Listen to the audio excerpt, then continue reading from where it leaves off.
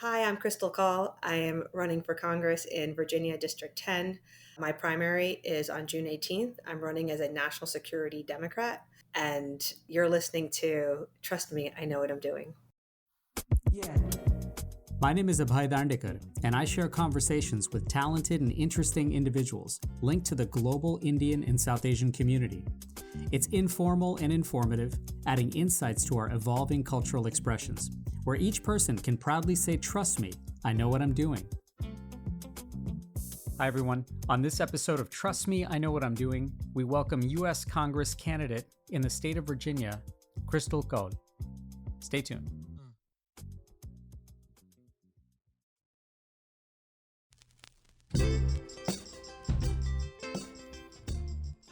I want to offer my appreciation to everyone for listening and subscribing to Trust Me, I Know What I'm Doing, and sharing it with your friends and family, and for following us on social media.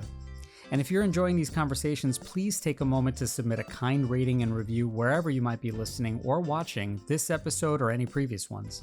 Now, in the US, we're winding down 2023, and many are celebrating the holiday season. But we're also coming up on an election cycle next year, and that means it's also the season for making choices. Indian Americans and South Asian Americans have been making their voices heard more and more in virtually every sector of the American zeitgeist, and definitely in their civic engagement. So within this, it was great to catch up with Krystle Kaul, running for U.S. Congress in Virginia's 10th District, and one of only 2 Indian American women currently running for congressional seats this year. Krystle's the granddaughter of Indian immigrants to the U.S., and grew up on Long Island with a very embedded sense of culture, language, and heritage. Through a range of academic achievements and a commitment to service, Krystle is a national security and defense expert, having spent many years in leadership positions in the intelligence and defense communities, both in and out of the Pentagon. She speaks 8 languages and has traveled extensively, giving her both the ability to connect and develop relationships, as well as the thoughtful perspective of empathy and cultural depth, especially in a district and an evolving American electorate where this is incredibly critical for progress. In recent years, she's served as a teacher at MIT and also as a small business owner who assists firms from socially and economically disadvantaged backgrounds, as well as businesses owned by women and veterans. I was able to catch up with her as she continues to campaign with voters and donors, and I asked her to first reflect on how she hopes her story uniquely resonates as a woman running in a Virginia district that's moderately leaning blue and increasingly diverse. I think it's twofold. As you rightly mentioned, it is extremely diverse. It's 44% minority, about 16% Asian. It is a very female-friendly district, right? The last 2 representatives have both been women. It is a district that is very blue-leaning now, especially for a moderate Democrat like myself. And it is a district that is predominantly made up of defense contractors. So the whole district runs off the U.S. Defense Industrial Base. So defense civilians, military, veterans, small business owners like myself with defense contracts. So I think, and for all those reasons, I'm very uniquely positioned because I am very relatable. And also from a youth demographic, the median age is 38 as well. Yeah. Have you, for the most part, this is your first foray into running for elected office. Has this been something that's been on your mind for a while? How does 2023, 2024, how did this capture your attention in a way, giving you the kind of motivation to launch this? Absolutely. I've always had a passion to serve. From a young age, I've had the conviction to want to run for office. And I grew up in Long Island. I left at 17, went to DC, to American University, studied international relations, minored in women in politics. And at 19, I was working on Capitol Hill. I was part of the Washington Leadership Program. It was through the Indian American Center for Political Awareness program where many colleagues of mine, such as like Neeraj Antani and others, have come out of. Yeah. And I'm very proud of the fact that a few of my colleagues from that program are in office today. And I carried through with that throughout my studies at Johns Hopkins, studying international relations, focusing on the Kashmir conflict, Israel-Palestine. My PhD, I worked on at Brown in political science, think tank work at Rand Corporation, Carnegie, CSI as Woodrow Wilson, and then my entire career with the Department of Defense serving in the national security defense space. So this is the right time for me. Yeah. And this is a time too where I think the community also just needs a strong leader to stand up. You know, I've heard candidates a lot of time will express that they're there to represent everyday people. And you mentioned kind of the demographics and the sort of knowledge about your district and what it's made up of. And I'm curious, Krystle, what makes you an everyday person? I'm a small business owner. I have which is not just VA10, but I think most of America is a pretty common, relatable profession to be in. I have a company. I help technology firms get defense contracts. I'm also a teacher.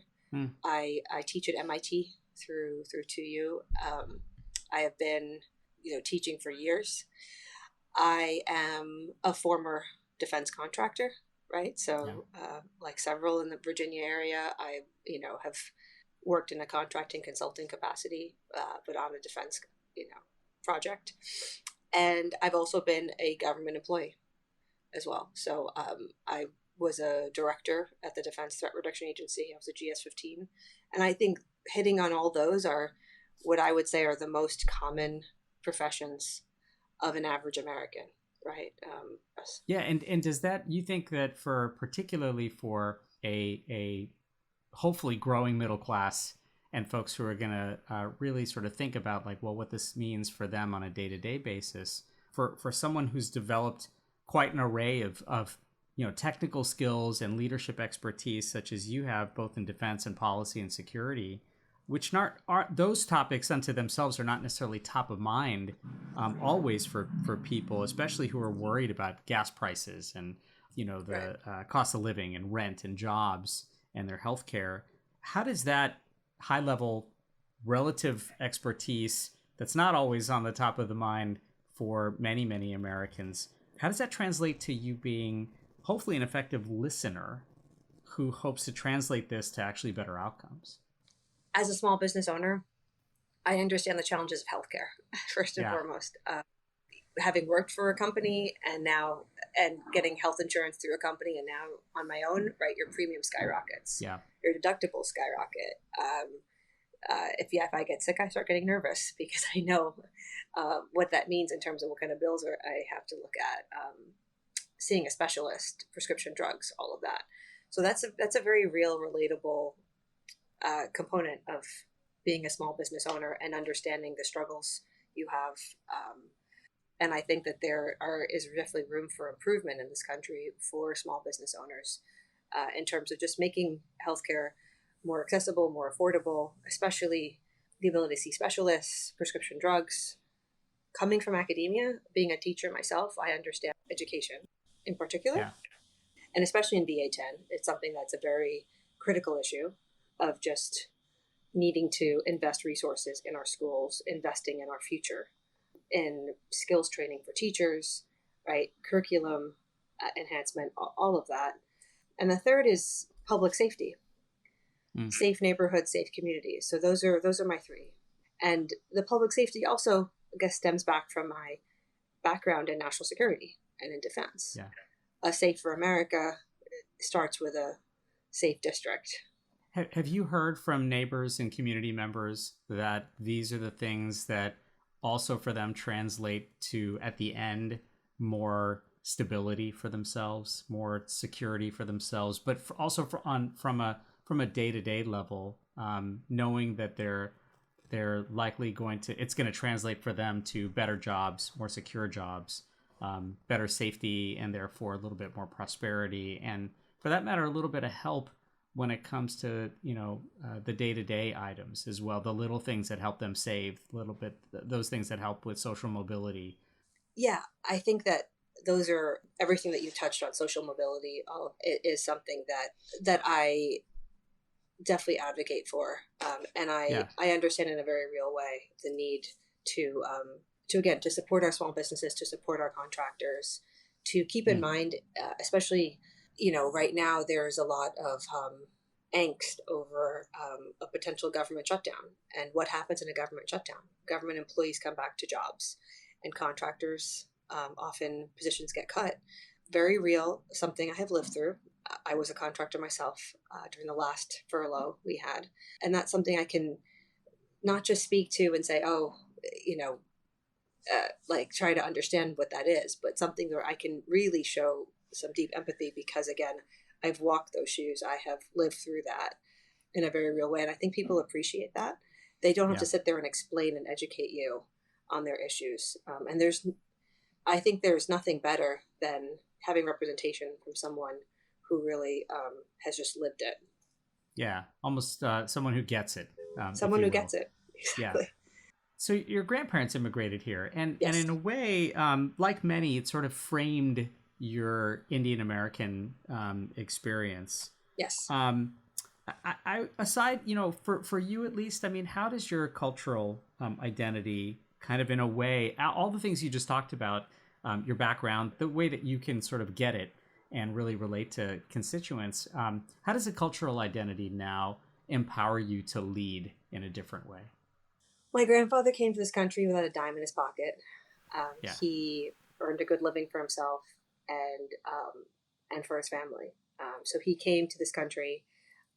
He got in to a company called New York Life Insurance, and then he rose to become number 3 agent in the country. And he insured almost every Indian American on the East Coast, and he did that just through a lot of hard work. He was a very honorable businessman, very respected in the community, and not just in New York, but around the country. I mean, I've traveled to like Nashville, Tennessee, and there are families that know him. I've been in meetings, focus groups in Virginia, and I meet people who are like, "Oh, I met your grandfather 3 decades ago." Right. It's just he really built quite a legacy for himself and the family, Sure. and that is really incredible because that is the American dream, and I want to be able to give that American dream to every person in VHN. I think that is what America stands for, and that is what makes this country great. In the same way how your grandfather built this great legacy, you're mentioning that the 2 representatives who would possibly be preceding you are also women. And I really am curious that in representing women in your district, what would in a way be sort of your top of mind priorities as a legislator that you think would resonate the most for women in your district? I'm a big women's rights advocate, as I think I've told you, right? At American University, I was a women in politics. I did a certificate study, and I helped co-author a book on breaking the glass ceiling for women in Congress. I got to interview Congresswoman Lourdes Sanchez, Congressman Joe Wilson, back when I was 19 years old. I worked for UN Women headquarters in the Middle East. Done a lot of just women's rights advocacy work. So I'm very pro women's rights. I think that women, well, first of all, we're not exactly a minority. Right. We are a majority, but Yeah. in many regards, we're treated as a minority, which I think is a problem. Yeah. And again, on all the, when it comes to certain quotas, when it comes to looking at representation across industries, across sectors, we very much get categorized as a minority, even government, right? I mean, women-owned small business, WASB, is a minority status with the government. So I appreciate that we have that to get women, equal access, equal pay, equal representation. But I do think that in 2023, we should be at a point where women are no longer seen as a minority. Right. We should have the right to choose over our body. We should have the right to equal pay. We should have the right to equal positions, equal respect in the community. And I don't think we're there yet. There's still a lot more work that needs to be done. And I think that VA10 is a great place where people are very receptive to women and they understand it. Across sectors, across industries, there's still work that needs to be done within my district and around the country. I'm at least grateful for the opportunity that it is a very female-friendly state when it comes to electing members of Congress. Yeah. You're listening to Trust Me, I Know What I'm Doing. After a quick break, let's come back to our conversation with U.S. congressional candidate from the state of Virginia, Krystle Kaul. Stay tuned. Conversation. It's the antidote to apathy and the catalyst for relationships. I'm Abhay Dandekar, and I share conversations with global Indians and South Asians so everyone can say, "Trust me, I know what I'm doing." New episodes weekly, wherever you listen to your podcasts.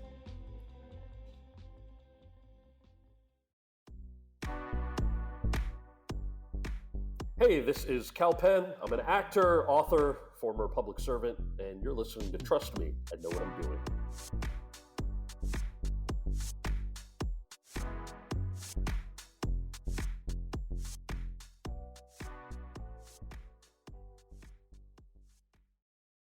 Hello everyone, my name is Tam France.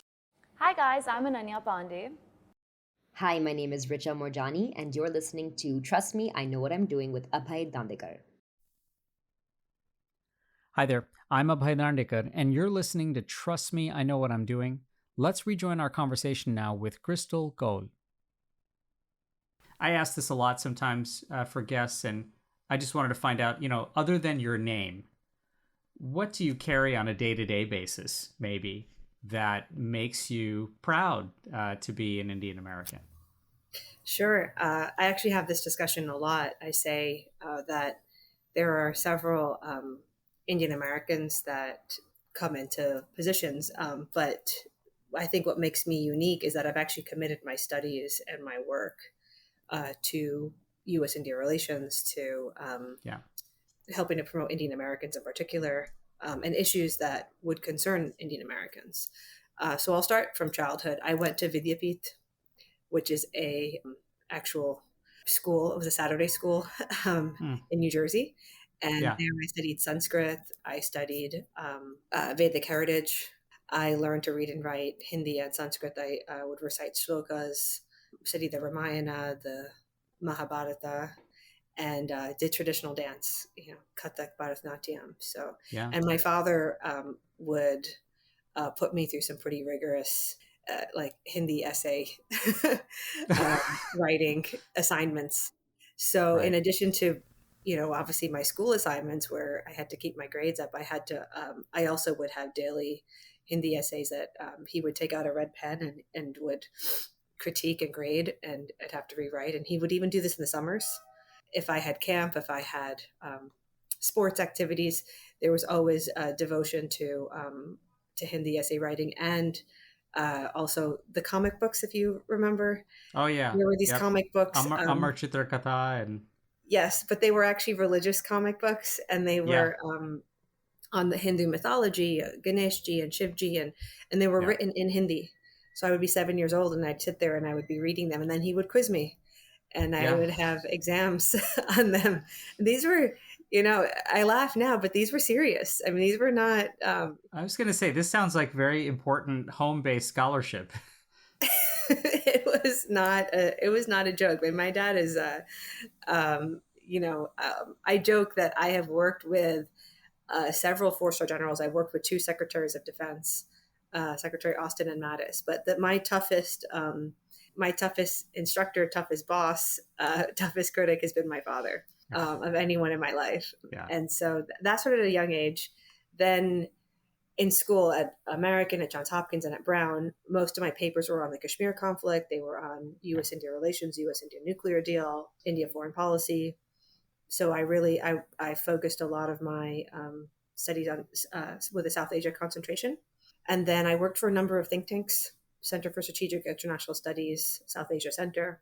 When I was at the Woodrow Wilson Center for International Scholars, I focused on Kashmir and a lot of conflict issues in India, Pakistan, and then Rand Corporation led a study, governance development, and it was Afghanistan, Pakistan, and looking at India. And then I was at Carnegie Endowment for International Peace in their Middle East Center in Beirut, and I did a briefing on Kashmir and was explaining to many of them, just identifying certain aspects of the conflict as it relates to Israel-Palestine. And then in the Department of Defense, I've led a crisis cell when we were at war with Syria, Iraq, and I've been in positions within the DoD where I have looked at in security issues as it relates to India. So carrying through in my studies, in my academic thought leadership and public policy in my work, I've really been very entrenched in in issues as it relates to India. And even just recently, I was in Delhi for the Business 20 Summit. I was part of bits of the G20 Summit, and I had spent some time. So I also travel back frequently, at least every other year or so. I go and explore new parts of India. Like this time I went to Loudoun and spent time. I go to Kashmir frequently as well. I think it's important to stay connected, to know what's going on in the region. So in that way, I mean, I'm very much proud to be an Indian American. I'm very proud to be a Hindu. I am proud to be American, first and foremost. But I've definitely not shied away from my culture, my heritage. So, I mean, your story resonates with so many. I mean, how to integrate. I can't say that we've all had Hindi essay grading on a daily or a weekly basis. I thank him now because right. Yeah, at Johns Hopkins, I took a Hindi certification exam, and I've used it. As a kid, it was stressful, but as an adult, it's really valuable. Yeah. I ask this a lot of people, but particularly in mounting a campaign and running for office, I'm curious what you, especially given your background and given your experiences, what have you actually had to unlearn in this process? What have I had to unlearn? That's a good question.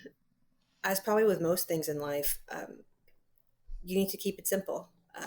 People are concerned about jobs. People are concerned about healthcare for their family and for themselves. People are concerned about education for their kids.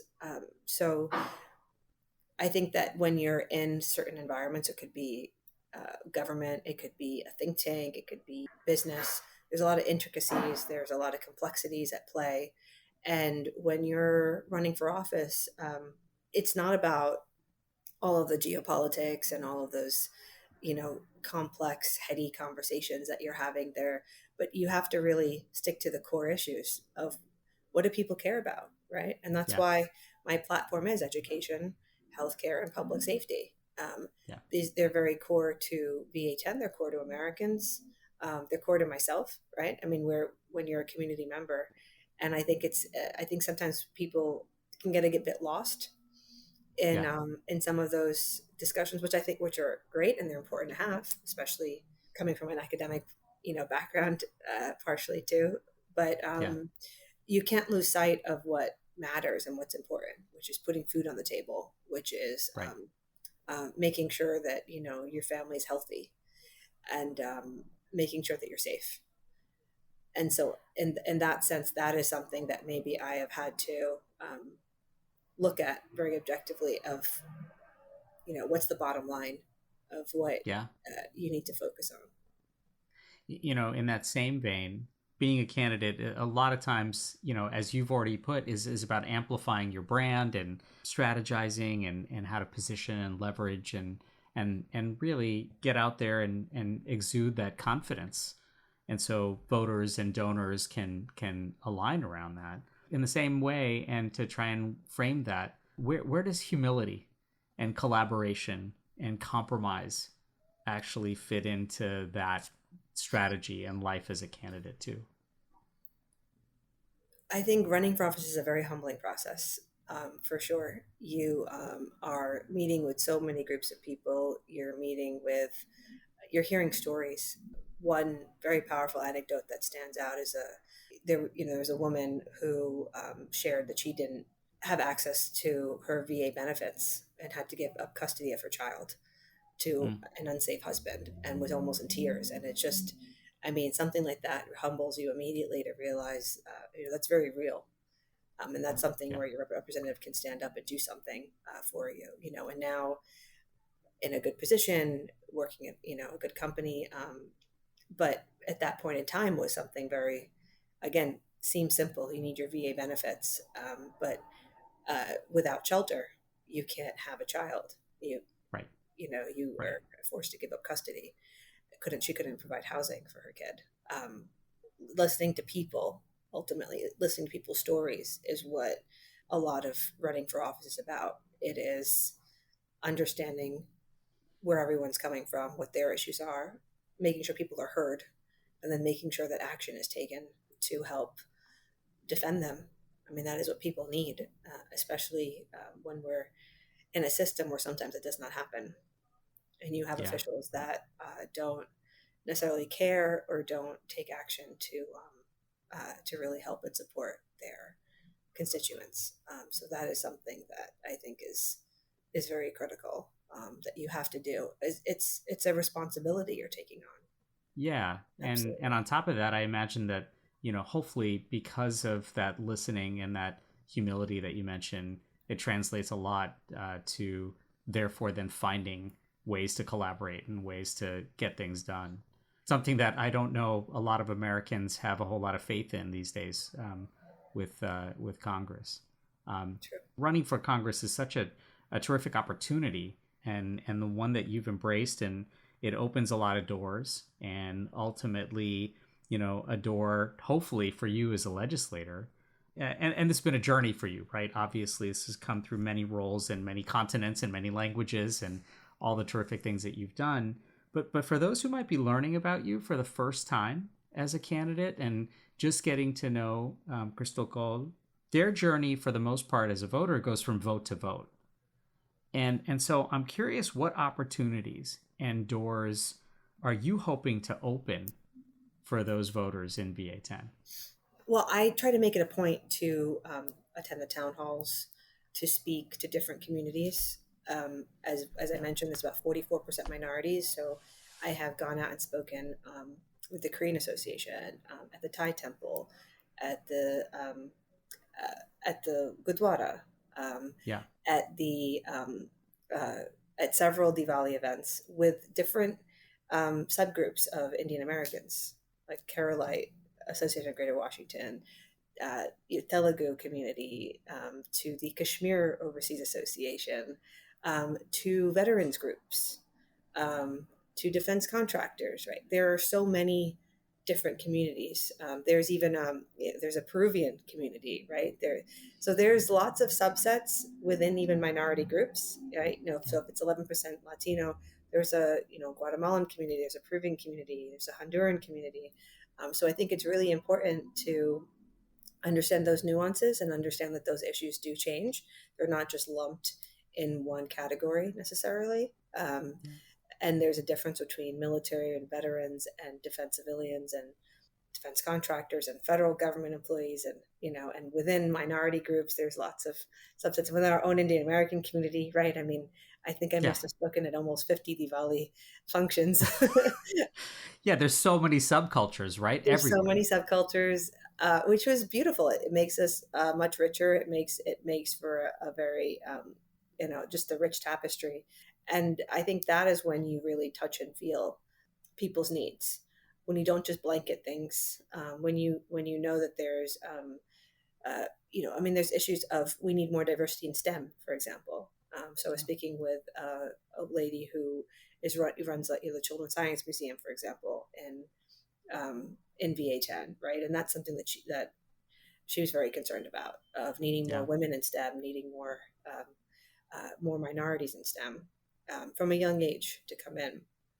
So there's a host of issues, and the onus is on you as the candidate to go and to learn them and to speak to all these groups.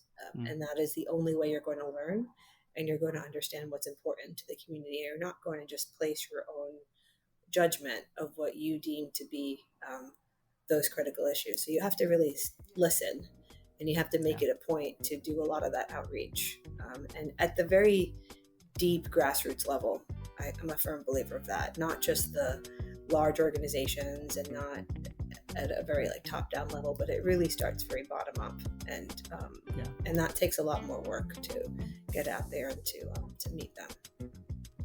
Well, hopefully those opportunities and those doors in your listening tours and many engaged visits with folks in the community, hopefully that translates to a lot of success.